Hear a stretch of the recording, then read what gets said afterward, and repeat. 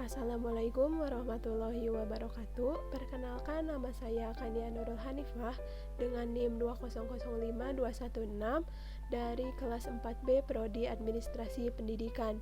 Di sini saya akan mereview sebuah buku, di mana ini merupakan salah satu tugas dari mata kuliah Seminar Pendidikan Agama Islam atau SPAI dengan dosen pengampu yaitu Bapak Dr. Cucu Surahman MAGMA. Adapun tema dari buku yang akan saya review yaitu mengenai pernikahan. Buku yang akan saya review ini berjudul Mahkota Pengantin karya Majdi bin Mansur bin Sayyid Asyuri.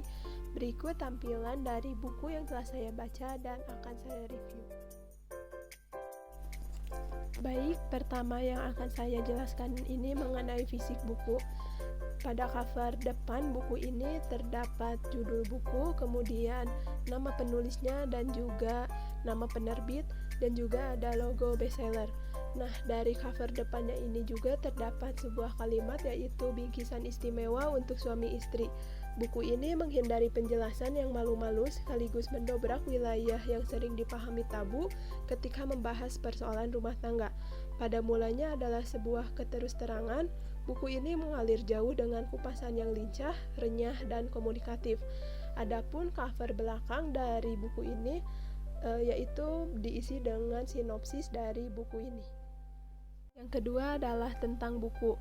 Sebenarnya buku Mahkota Pengantin ini merupakan buku terjemahan, di mana buku yang aslinya itu berjudul Tuhfah Al-Arusain. Penulisnya adalah Majdi bin Mansur bin Sayyid Asyuri, kemudian diterjemahkan oleh Ahmad Syaiqu. Adapun penerbit buku aslinya adalah Maktabah Al-Ilmu dari Mesir, sedangkan penerbit edisi Indonesianya yaitu Pustaka At-Tazkiyah. Kemudian murojaah dan editor adalah Ahmad Yunus MSI dan juga dari tim Pustaka At-Tazkiyah. Desain sampulnya yaitu Yudiarto Iskandar. Kemudian adapun alamat dari penerbit Pustaka At-Tazkiyah ini Jalan Matraman Dalam 2 RT 16 RW 8 nomor 17B Jakarta. Adapun nomor teleponnya adalah 0858 8350 4444. Kemudian emailnya pustaka_atazkiyah@yahoo.com. Kemudian cetakan ke-27-nya itu pada Januari 2020, sedangkan cetakan ke-28-nya yaitu pada April 2020. Adapun jumlah halaman dari buku edisi Indonesianya ini sebanyak 353 halaman dan juga ukuran bukunya yaitu 24,5 x 16 cm. Nah, berikut tampilan dari buku aslinya yang berjudul Tuhfah Al-Arusain di sebelah kiri yang saya dapatkan dari internet. Kemudian di sebelah kanannya ada buku edisi Indonesianya yang saya akan review yaitu berjudul Mahkota Pengantin Bingkisan Istimewa untuk Suami Istri. Kemudian yang ketiga tentang penulis. Seperti yang sudah dijelaskan tadi bahwa penulis buku asli ini adalah Majdi bin Mansur bin Sayyid Asyuri. Beliau merupakan syekh ulama Mesir yang prolifik lantaran telah menghasilkan banyak karya. Baik, yang selanjutnya adalah isi buku secara keseluruhan. Buku Mahkota Pengantin ini merupakan sebuah buku yang berisikan kata-kata ringkas untuk menjelaskan jalan yang disyariatkan Allah Subhanahu wa Ta'ala untuk memelihara nasab dan memakmurkan bumi, salah satunya pernikahan. Pernikahan merupakan jalan yang disyariatkan Allah Subhanahu wa Ta'ala bagi para hambanya untuk menyalurkan naluri seksual dan memelihara keturunan. Segala puji bagi Allah Subhanahu wa Ta'ala yang telah menjadikan nikah bagian dari syariatnya agar menjadi jalan bagi hambanya untuk memakmurkan bumi, bahkan untuk menyalurkan syahwatnya.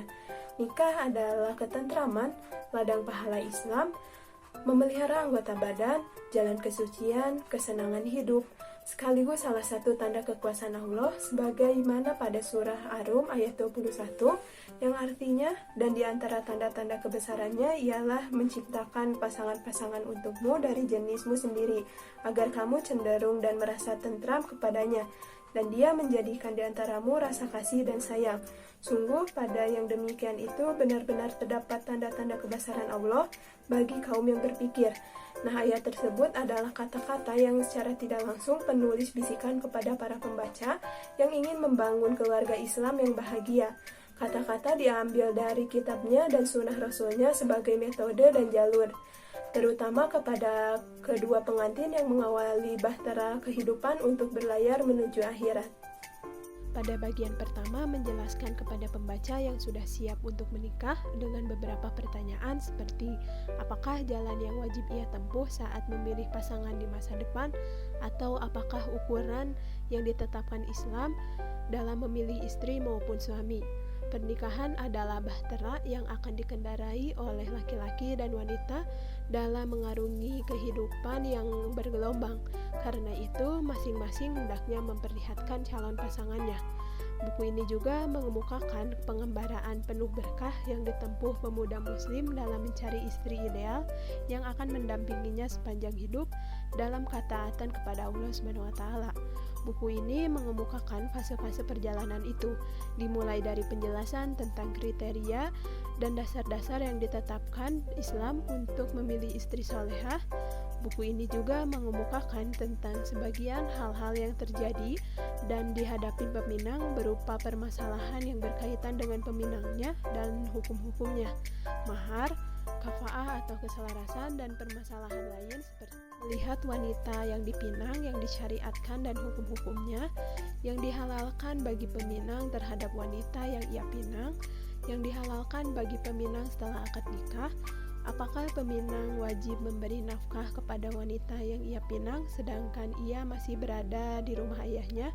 Halalnya emas yang dipakai wanita, hukum-hukum pernikahan seperti tempat akad, wali, rukun dan syarat akad, doa untuk kedua mempelai, walimah atau pesta pernikahan.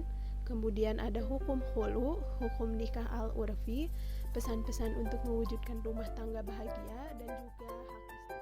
Kemudian buku ini juga memaparkan hukum jim'a atau seksual, serta berbagai persoalannya, seperti hukum seks dan cara memulai malam pengantin, diharamkan menyetubuhi dubur dan saat haid, solusi dari ejakulasi dini, makanan dan obat-obat yang dapat menambah kekuatan seksual, manfaat dan kerugian seksual, hukum azl, dan mengobati rabi. Dengan demikian, buku ini adalah sebuah pemahaman sekaligus pencerahan tentang bagaimana membangun keluarga sakinah, mawadah, dan warohmah sejak mula niat pinangan dipancangkan, tentang bagaimana menyerap setiap bulir kebahagiaan dan nikmat pernikahan sejak ijab qabul diresmikan. Rumah yang bahagia bukanlah rumah yang tanpa cekcok, tapi adanya kekurangan pertanda ketidaksempurnaan dan dinamika, sehingga suami istri pun berupaya saling menjaga dan saling mengisi. Buku Mahkota Pengantin ini adalah salah satu buku yang menghadirkan tuntutan berkenaan dengan pernikahan. Buku ini meringkas secara lugas dan jelas segala hukum dan nasihat pernikahan. Buku ini menghindari penjelasan yang malu-malu sekaligus mendobrak wilayah yang sering dipahami tabu ketika membahas persoalan rumah tangga. Pada mulanya adalah sebuah keterus-terangan, buku ini juga mengalir jauh dengan kupasan yang lincah, renyah, dan komunikatif. Buku ini terdiri dari 7 bab, di mana inti dari setiap babnya tersebut adalah sebagai berikut. Bab 1 berjudul Mengapa Kita Perlu Menikah. Pada bab ini dijelaskan beberapa alasan mengapa kita perlu menikah, yaitu antara lain, menikah merupakan sunnah Rasul, seperti dalam surat Ar-Rod ayat 38 yang artinya, dan sesungguhnya kami telah mengutus beberapa Rasul sebelum kamu, dan kami memberikan pada mereka istri-istri dan keturunan. Kemudian, waspada terhadap zina, seperti yang kita tahu bahwa nikah adalah benteng yang melindungi seorang hamba dari terjerumus ke dalam zina, yang merupakan salah satu dosa besar. Kemudian mencintai istri menopang ketaatan kepada Allah. Jika seseorang meniatkannya agar kuat melaksanakan perintah Allah dan melakukan ketaatan kepadanya, maka pernikahan ini adalah kurbah atau ibadah. Nah, selain itu, pada bab ini juga dijelaskan mengenai rukun dan syarat pernikahan, yaitu mahar, pemberitahuan pernikahan, saksi, dan wali. Sebaik-baiknya pernikahan ialah yang paling ringan maharnya, tidak merendahkan calon istri dan tidak menyulitkan calon suami. Selain itu, bab ini juga membahas pernikahan di masa jahiliyah, landasan memilih istri atau suami, kriteria istri atau suami, kesetaraan dalam pernikahan, mahar, cincin tunangan, nafkah untuk istri, malam kasih sayang, malam pengantin, nyanyian dalam pesta pernikahan, perbedaan antara ungkapan nikah dan zawaj, doa untuk sepasang pengantin, bagaimana laki-laki berhubungan seksual dengan istrinya, serta pesta pernikahan atau walimah. Bab 2 berjudul tentang pernikahan. Pada bab ini dijelaskan beberapa hal dalam pernikahan, yaitu nikah tafwid, artinya laki-laki yang menikahi seorang wanita dengan tanpa memberikan mahar kepadanya dan tidak menggaulinya hingga mati, bahwa wanita itu mendapatkan mahar standar, tidak terlalu banyak dan tidak terlalu sedikit, mendapatkan warisan dan beriddah selama 4 bulan 10 hari. Kemudian nikah syigor, yaitu seseorang mengatakan kepada laki-laki lainnya seperti nikahkanlah aku dengan putrimu dan aku akan menikahkanmu dengan putriku, atau nikahkanlah aku dengan saudara perempuanmu dan aku akan menikahkanmu dengan saudara perempuanku. Kemudian nikah muhalil, yaitu wanita yang telah ditalak 3 sehingga dengan demikian ia diharamkan bagi suaminya. Kemudian nikah mut'ah, yaitu seorang laki-laki menikahi wanita hingga batas waktu tertentu, misal sehari atau 2 hari dengan imbalan harta dan semisalnya. Kemudian hulu, yaitu wanita melepas suaminya dengan ganti atau imbalan yang diberikan wanita itu kepada suaminya. Kemudian nikah misyar, yaitu istri tidak mengambil sebagian haknya seperti nafkah atau suami tidak tinggal bersamanya secara permanen. Kemudian nikah urfi, yaitu nikah siri di mana terpenuhi syarat dan rukun pernikahan namun tidak diumumkan karena situasi kondisi tertentu. Bab 3 berjudul poligami. Pada bab ini dijelaskan hak istri atas suaminya, hak suami dan hak istri. Hak istri atas suaminya antara lain, hak pertama suami terhadap istrinya ialah istri membantunya dalam melaksanakan ketaatan pada robnya, tidak menempatkan pada ranjang suaminya orang yang tidak disukainya dengan pengkhianatan, tidak mengizinkan masuk ke dalam rumahnya orang yang tidak disukai suaminya.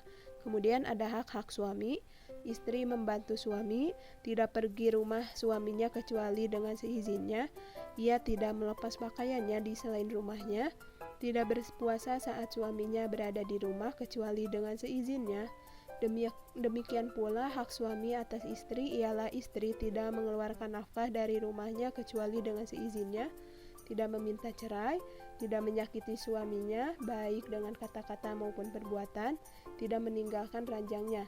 Kemudian hak-hak istri diajarkan hal-hal yang diwajibkan oleh robnya, tidak meninggalkan atau mengucilkan kecuali di dalam rumah. Suami membantu istrinya tentang urusan rumah, sabar dan tabah menghadapi istri, hendaklah tidak mengisyaratkan talak padanya, dan tidak memperlama kepergiannya. Bab 4 berjudul etika berumah tangga. Pada bab ini dijelaskan beberapa etika yang dianjurkan untuk masing-masing suami dan istri. Etika suami antara lain tidak pulang kepada istrinya pada malam hari, menjaga kecemburuan istri, dilarang memukul yang dapat melukai, membiasakan etika melepaskan pakaiannya di tempat yang telah disediakan, tarhim nama istri, suami berhias untuk istrinya. Kemudian etika istri, antara lain diharamkan menyebarkan rahasia persetubuhan, tidak menyambut suami setelah kepulangannya dari pekerjaan, dan jangan mengingkari kebaikan suami. Bab 5 berjudul seputar seks dalam pernikahan. Pada bab ini dijelaskan hukum jim'a atau seks, macam-macam posisi berhubungan seks yang dianjurkan Islam, posisi berhubungan seks terburuk, pendahuluan atau pengantar jima', kondisi yang paling baik untuk berhubungan seks, seks yang berbahaya, manfaat seks, tata cara mandi, serta tips pelengkap ketika berhubungan seksual. Bab 6 berjudul istimna. Pada bab ini dijelaskan beberapa hal antara lain yang halal bagi suami saat istri haid, kafarat bagi yang menggauli istrinya saat haid atau nifas, mensucikan diri dari haid, hukum khitan bagi wanita, hukum azal dari istri, hukum memakai alat kontrasepsi, hukum menggauli istri yang sedang menyusui, mengatasi kebiasaan istimna, batas usia tertentu untuk melakukan aktivitas seksual, faktor pemicu syahwat dan yang menguatkan kemampuan, dan makanan yang bisa menguatkan syahwat. Bab 7 berjudul Cara Mengobati Orang yang Terkena Sihir. Pada bab ini dijelaskan beberapa hal seperti dalil-dalil bahwa jin merasuki tubuh manusia, berbagai macam sihir, bagaimana penyihir bekerja, cara menyembuhkan orang yang terkena sihir, ayat-ayat pembebas sihir, ayat-ayat pengobatan, kesalahan yang dilakukan sebagian orang yang mengobati, perlindungan dengan ayat-ayat Al-Quran, petunjuk Nabi Muhammad SAW untuk melindungi diri dari sihir dan kesurupan, serta perlindungan secara umum. Nah, selanjutnya adalah kelebihan dari buku Mahkota Pengantin ini. Keunggulan buku ini terletak pada kupasannya yang relatif lengkap. Buku ini juga banyak mengerucut pada persoalan yang sering terjadi dalam rumah tangga, sebagiannya bahkan tabu untuk dibicarakan seperti soal hubungan seksual, teknik dan seninya, manfaat dan mudorotnya. Persoalan lain yang kerap muncul adalah seperti salah paham tentang poligami, seperti didengungkan oleh kalangan liberal, kedudukan suami istri, dan seterusnya. Lebih dari itu, buku ini juga menjelaskan teladan Nabi Muhammad SAW dan para sahabatnya tentang bagaimana membina rumah tangga yang islami, sakinah, mawadah, warohmah. Buku ini juga tidak rumit untuk dipahami. Sebagai buku terjemahan, penerbit telah berupaya dengan baik untuk menerbitkan buku dengan bahasa yang mudah dipahami dan dapat dinikmati. Baik, yang selanjutnya adalah kekurangan buku. Menurut saya, buku Mahkota Pengantin ini memiliki kekurangan antara lain. Yang pertama, tidak diberi keterangan bahwa buku ini untuk yang berumur 17 tahun ke atas ataupun 19 tahun ke atas. Karena pembahasan pada buku ini cukup sensitif untuk dibaca oleh anak-anak ataupun remaja. Kemudian yang kedua, paragraf di setiap bab ini kurang rapi sehingga membuat pembaca bingung terkait pembahasan per poinnya. Kemudian yang ketiga, tidak dijelaskan tentang biografi penulis aslinya. Seperti yang kita tahu bahwa buku Mahkota Pengantin ini merupakan buku versi Indonesianya. Kemudian yang keempat, masih terdapat kesalahan ejaan kata pada buku ini. Kemudian yang kelima, buku ini secara tidak langsung lebih dominan membahas tentang bagaimana mencari istri yang solehah, sehingga buku ini sasarannya cenderung untuk diberikan kepada calon suami atau pria. Kemudian yang terakhir adalah kesimpulan. Menurut saya, buku ini sangat bagus dan sangat penting untuk menjadi pegangan bagi pemuda dan pemudi muslim yang hendak menikah maupun yang sudah menikah. Tak ada kata terlambat untuk berbenah diri, karena bahagia harus dijemput, bukan menunggu untuk didatangi. Terlepas dari kekurangan buku ini, penerjemah dan penerbit telah berusaha semaksimal mungkin untuk menyajikan buku ini ke dalam bahasa Indonesia agar masyarakat muslim di Indonesia memahami bagaimana cara menjalani rumah tangga yang islami, terutama untuk para calon suami atau istri, agar mereka mendapatkan sakinah, mawadah, dan warohmah di pernikahannya. Pernikahan adalah pilar keutuhan masyarakat muslim. Jika ikatan keluarga retak, maka remuk pula lah sendi-sendi sebuah peradaban. Karenanya tidak usah heran jika Islam menjaga sedini mungkin setiap unsur yang dapat merusak hubungan kebahagiaan rumah tangga. Salah satu caranya agar setiap pemuda muslim yang hendak menikah memahami esensi dan hukum-hukum sekitar pernikahan, agar setiap persoalan yang muncul dapat diatasi dengan solusi yang islami. Nah, demikian review buku Mahkota Pengantin yang dapat saya sampaikan. Semoga ada kebermanfaatan untuk kita semua. Mohon maaf apabila ada kekurangan atau kesalahan dalam penyampaian review buku Mahkota Pengantin ini. Terima kasih telah menyaksikan video ini hingga selesai. Wassalamualaikum warahmatullahi wabarakatuh.